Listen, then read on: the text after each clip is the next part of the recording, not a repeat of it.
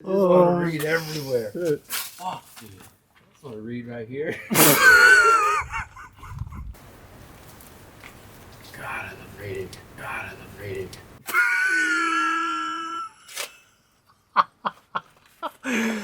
Good.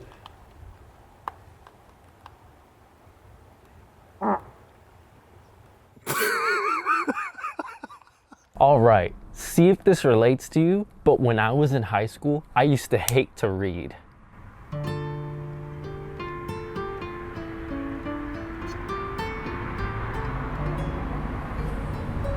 I did though.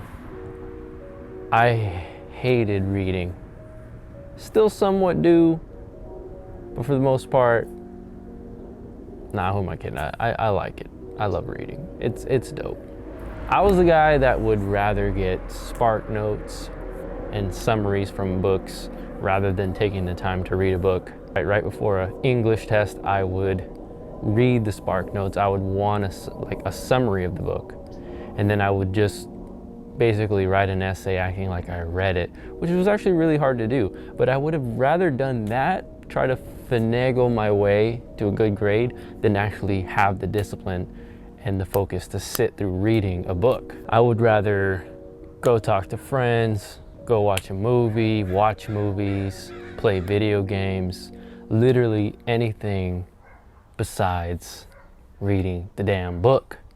I didn't have the focus for it. When you're young, you just don't have the focus to read books, right? You don't have the higher purpose to want to learn something greater because you have no motive to learn. I'm not applying anything to building a brand or anything or building myself. That's how you think when you're young, for most men, right? It's just, oh, it's a waste of time. There's no point in me reading. Why would I do that when there's no application? That's the problem, right? You're not reading books that you can apply, and you're not in a place in your life yet where you want to apply what you learn. Everyone is addicted to their phones. You're addicted to your phone. I'm addicted to my phone, right? We're a smartphone society now. But one way you can truly be rebellious in our modern age is to pick up a book.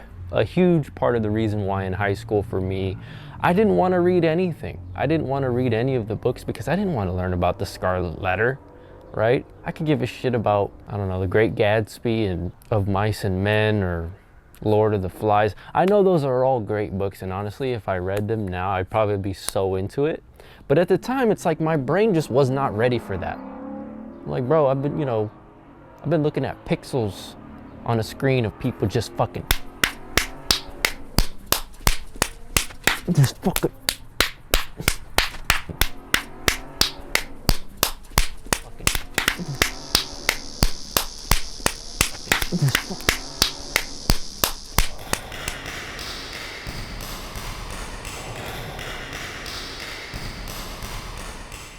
Everyone who is intelligent, everyone who has a structure, everyone who is an adult, they tell you, pick up a book, right? Quit being on your phone so much. Quit playing so much video games. Why don't you read, right? Everyone's parents at one time told them to read more, unless you're just a natural bookworm, which most people aren't, right? You want to pick something that is going to make it easy to pick the book up because it applies to a particular problem in your life that you want to get insight on. Wisdom, right? Self-development, learning how to code, learning this, learning that. It could be any sort of skill set that you want to build up, or any biography you want to read, some person you find fascinating.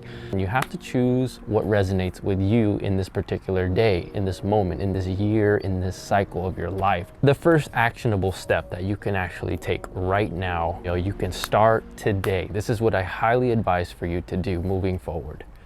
You're not going to be jumping with excitement to start reading from the start, right? You're just gonna be like, yo, I'm in a momentum of playing video games. I'm in a momentum of high dopamine stimulating activities.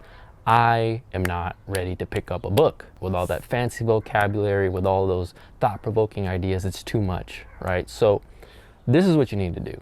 You need to get on your phone, which I have in my lap cooking my nutsack. You need to have that ready, or you need access to not just a timer, but a stopwatch. Something where you press it and seconds start counting, right? 1, 2, 3, 4. You don't want a timer. Stopwatch is the first thing you need. What you're gonna do is you're gonna get your book. You're going to sit under a tree. You're gonna sit looking at a sunset. You're gonna sit in a laundromat, wherever the hell you are, and you're gonna crack that bad boy open, right? You're gonna open it up, and guess what you're gonna do? You're gonna start reading, one line at a time. No, but before you start reading though, hit that stopwatch, right? Now there's a timer. You're recording the amount of time that you're gonna read for this day. And so that's going on in the background. You have this thing just counting seconds, and then you sit there and you start to read line by line by line, right? You're getting into it. And before you know it, you might either get into it, you might find that it's really hard to read, you might have a really hard time focusing and can't freaking do it. It's all normal. It's all okay. The fact is that you showed up this day, you sat down with your book, and you are reading. That's all that counts. So let's say you make it 5 minutes into reading that book, and then you're just like, you know what? Fuck this. I'm tired of this. Then that's fine. What you do is you put your bookmark in your book, close it up, go to your phone, stop the stopwatch. See what time is that on the phone. Okay, you got 5 minutes and 30 seconds. Great. But then you go ahead and then you take 5 minutes and 30 seconds, and then everybody has a calendar on their phone nowadays. Today's January 20th, right? For example, January 20th. Put a picture of a book, of your emojis, a book, and then put 5 minutes and 30 seconds, like 5-30, right? You're done. You read today and you recorded it somewhere. So you're gonna be able to build a streak of reading. There's nothing worse than setting a timer for 10 minutes and instead of enjoying the moment and reading, you're thinking, damn, when is that timer gonna go off? When am I gonna be able to stop reading because it's killing me? You don't want that, right? That's not gonna be conducive to longevity and to long-term reading, right? You will actually wanna build your focus naturally, and you wanna start to build your relationship to books so that you actually wanna pick them up and you enjoy reading. Start a stopwatch, record your time every day.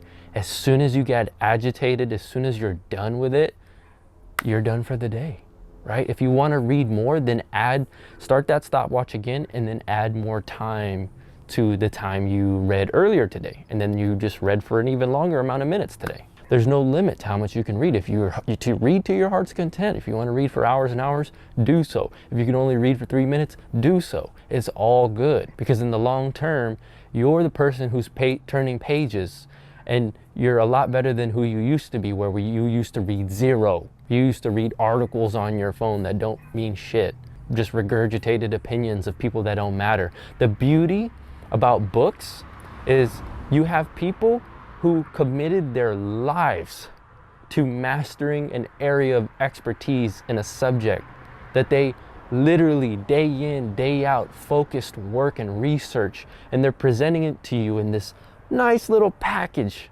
this nice little book. It's all for you. And they focused for a very long time to get those gems that here you go. Do you want them? No? Okay. Whoever wants them, they're right there for free at your public library, right? That's the thing too.